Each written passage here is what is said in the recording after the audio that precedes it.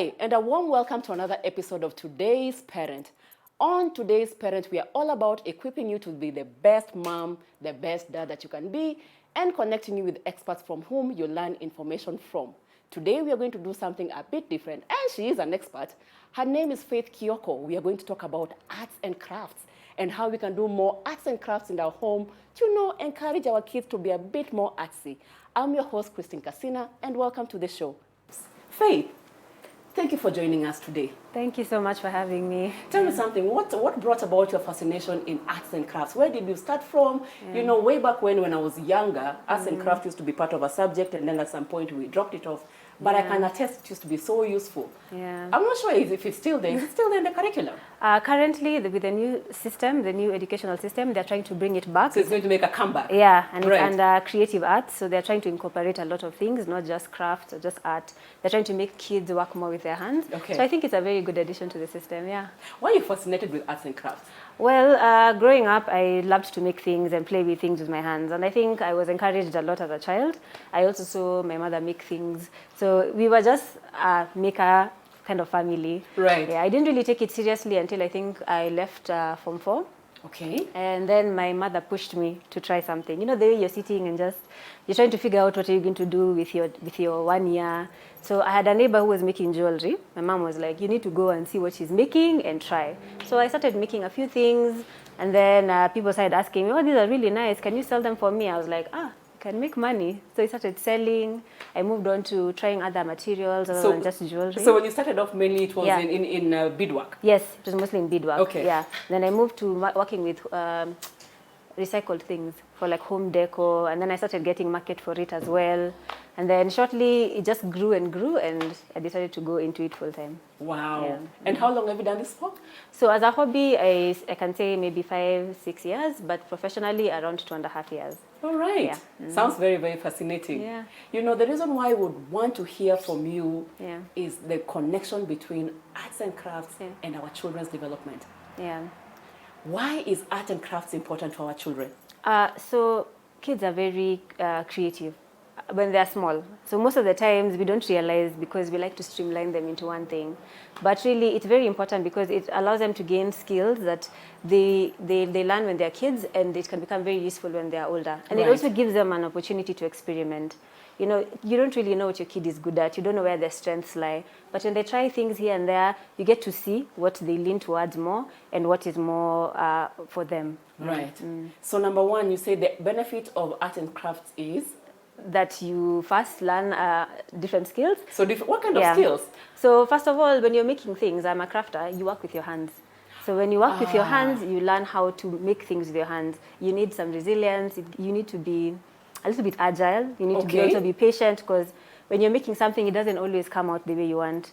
So it teaches kids even principles on how to be flexible. Things that don't work out the way you want, something else can come out of it. Right. Yeah. So it teaches kids patience. Patience, yes.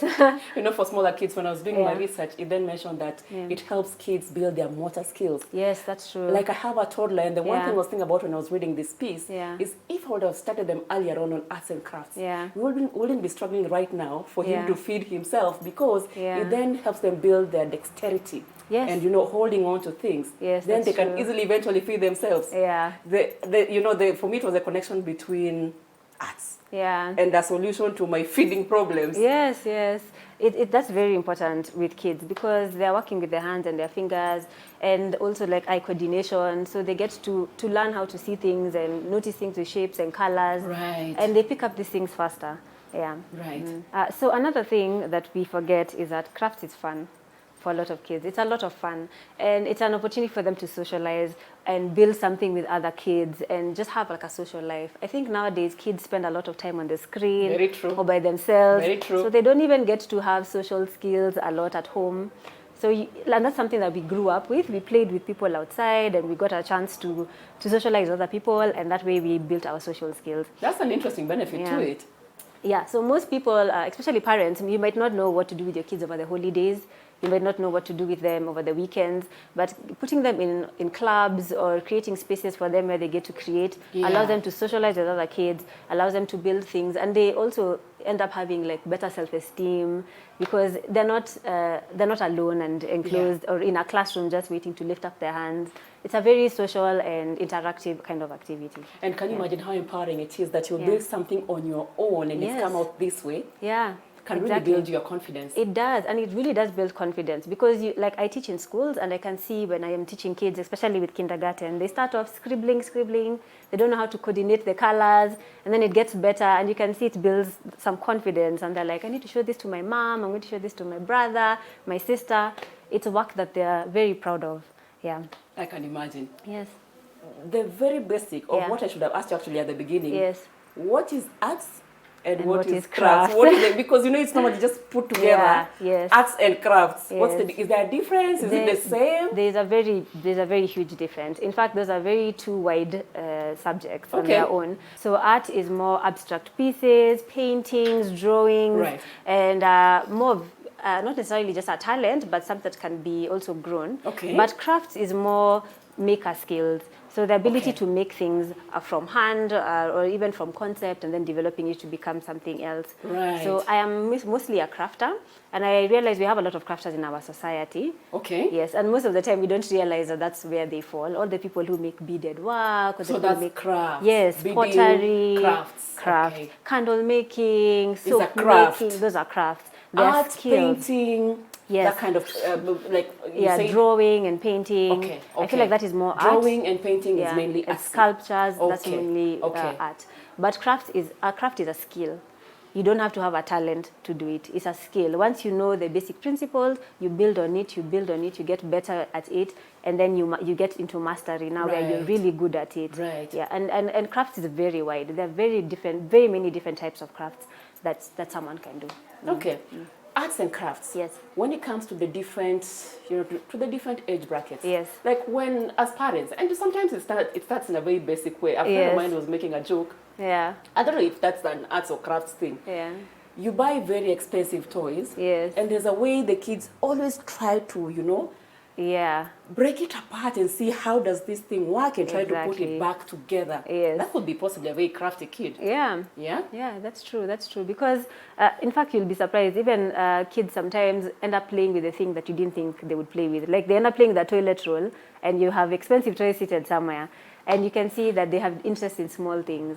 So in my opinion, I think parents should just watch their children keenly and just push them gently towards the direction that they're going. If they like to take things apart, bring them things to take apart. For them to bring apart. Put empty bottles there and they'll start removing things. Old remotes that are spoiled, of course with safety. Yeah. Not electronics when they're children. And small pieces around small babies, of course, we wouldn't recommend that. Yeah, exactly. So just give them the opportunity to express themselves as well. Because self-expression for them is very important at a young age. Then they get to know what they like, what they don't like, and they can express themselves and say in a positive way rather than in a destructive way. Yeah. So under 1 year old, what kind of arts and crafts? Under 1 year old, what can they do? Yes, I would suggest you give them things like PlayDoh to play with. Mix different colors with like cookie cutters so they can make shapes and they can see the shapes that they've made. When we were young, we used to call it modeling. Yes, only later clay on modeling. It's actually modeling. Yeah. And the kids of today call it something so different, PlayDoh. Yeah, yes. So PlayDoh is modeling. Or plasticine, same thing, right? Yeah, so plasticine, yeah. Right. Yeah. And especially with the very small ones, you may not have to invest in PlayDoh that you buy. You can make simple PlayDoh with unga and water and glue and soap. There are so many recipes you can get online, and that's the beauty of the internet. It's not something that you can't find, and it's something that you can do that will help your child even be more creative and curious. Right. Yeah. Especially at that age, we are trying to build their curiosity on things. So therefore, they are more driven towards what is this? What does this do? And that really, it really makes a difference. Yeah. So it's never too young to start. 1 year and below, there's so much you can do. There's so much you can do, especially with items in your house. You don't have to buy things. Yeah, you can just use things from your kitchen, things that you want to throw away, like toilet rolls and small bottles. What can you do with toilet roll, I wonder? So for toilet rolls, there's so many different toilet roll crafts that you can make. In fact, you can just go on the internet and just Google toilet roll crafts, and you will be surprised the amount of things that you can make.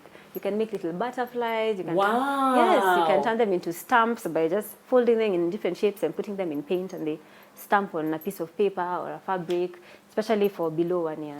And this is something you do with your, with your classes, with your events, Yes. birthdays, I hope. Right now we are focused on schools. Okay. So our youngest demographic is actually 4 to 6 years old, All right, which is so 4 to preschool. 6, right? Yeah, yeah. Okay. Thank you, Faith, for sharing these tips so far. We are going to take a short break. And when we are back from the break, we are going to hear from Faith of Handmade Life on what it takes to build your child's artsy side. Don't go anywhere.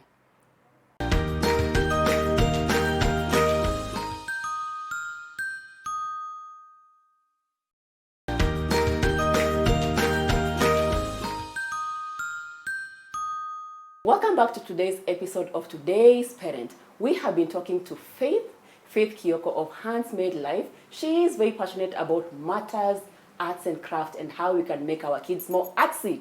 And we are back from the break. Faith, welcome back. Thank you. And there's a question that has come in from Nduko. Yes. Nduko is in Jamhuri. She says she has a 10-year-old. How can she introduce her child, to arts and crafts? What activities are out there? And even before you answer her question, maybe you can take it step by step for the different age sets up until 10 years and, and onwards.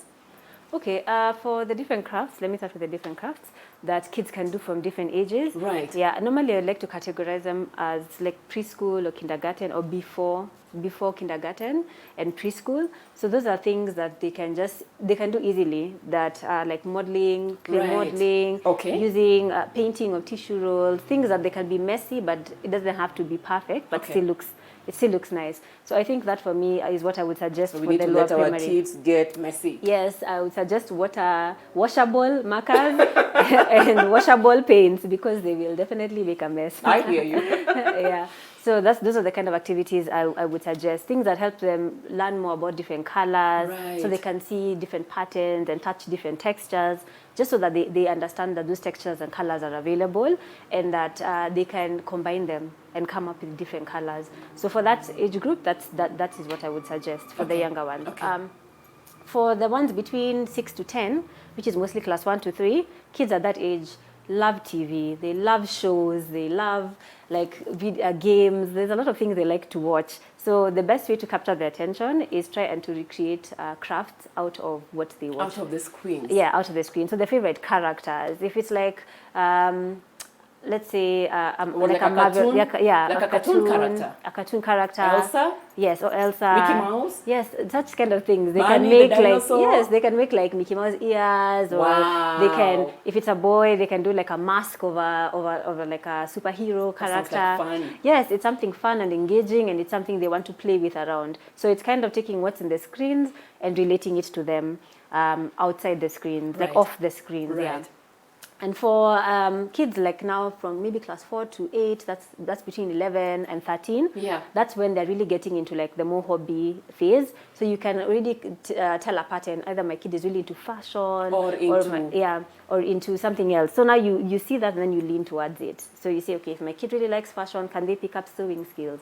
Basic sewing skills. Can they make a headband if it's a girl? Can they make earrings? Just like very simple out of, there are all these loom bands and things you're buying in the store that kids can do very easily. Can you imagine the joy of making your own earrings when you're a small girl? Yes, it's amazing. They get very fascinated about such things. Sounds awesome. Yeah, so picking up skills like that, understanding where they are leaning towards. Sometimes maybe they just like books. They love to read books. So it's small things like making their own notebooks or decorating their own notebooks so they have somewhere to write, and bookmarks. So just try and see where your kid is leaning, and then now try and enhance that skill from there. Yeah. For a parent who's sitting out there wondering, my child is interested in arts and crafts. Maybe this is the point where you need to answer, answer Nduko. Yes. Nduko of Jamhuri had asked, my child is 10 years old, what do I do? He's fascinated with art. Where can I take them? Are there centers available? Yeah. How can you build that talent in them? Okay, so at the moment, like personally, what I do is I teach in schools. So you'll find a lot of schools nowadays are introducing new clubs because they're not allowed to be a lesson. Right. They are clubs. So just find out like what clubs are in their schools, what is she most interested in, and then I'll follow up from there. So she can pick a skill from a club. If there's no arts and craft club available, there are some programs that they teach art and craft outside school. Okay. Yes. So we have a center like the Yellow Sparrows in Karen, Right. Karen Village. I think they're located in That Karen Village, yes. Yes, that they teach different types of crafts. So you can go and explore, see maybe sign them up for one lesson and see how that works. If you're along Ngong Road or closer, there is this one at Lavington. It's called the Nairobi Art Center. Okay. Yes, there's Nairobi Art Center. They have classes that they host. There's another one called Simply Art. They do more of artistic ones of painting and drawing and watercolors. Right. There's another one called DIY Studios, I think on Lenana Road. I think around Lenana Road, they're very new. They teach more like skills into like woodwork, glass making and cutting. So those ones are mostly for teenagers, people who can handle more equipment, more heavy equipment. Yeah. So for Handsmade Life, you mainly go into schools for now? We are mainly going to school at the moment, but we are trying to work on a homeschool program for kids in homeschools and also kids who want to group up, like parents want to group their kids and then we can teach them on weekends or come up with a schedule for them. Right. Is it not a viable idea for birthdays? I can imagine it's an interesting way to keep Yes. the kids busy. We have the usual bouncy castle, trampoline, the usual. Or the kids are too excited to sit down to do something crafty. Yeah, it's a very good idea for birthdays. The only limitation with birthdays that I have encountered is that you don't have enough time to finish a project in a short session. Because when you're making something, it takes time to make something. So you need at least 1.5 hours for kids to sit down and make something through the whole process. And you can imagine the excitement in a birthday. Yes, people are excited playing about other things. Yes, so it's a bit difficult then. But we've had groups of moms who come to us and they say we want our kids to do something this Saturday, so we will group them and you can come and teach them. So that's also another viable option. Yeah, I still think it's a good idea for birthdays. For birthdays, I'm sure people in your industry will see how they can hack. Yeah, we can make shorter crafts for people. Yeah, yes, for a shorter period of time. That would be quite something. Yeah.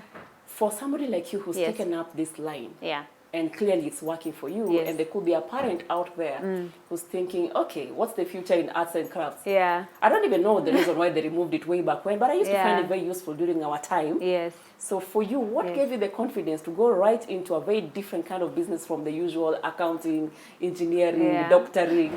I think it's because I saw a viable opportunity. When I started it, it was a hobby. But when people started requesting to pay for it, then it became something that I can pursue.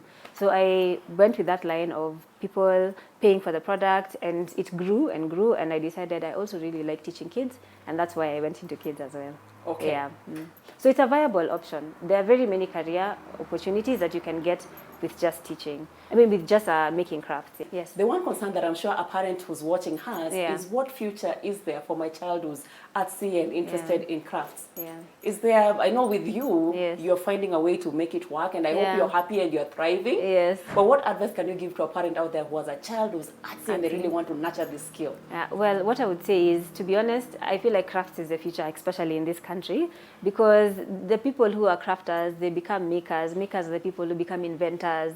They become people who create things. So just imagine someone who will create amazing furniture, get into the manufacturing of furniture, someone who creates, let's say, party products, get into the manufacturing of those, manufacturing of notebooks. You know, it's an industry that really pushes product. Like crafters become makers who become the people who create products in the market.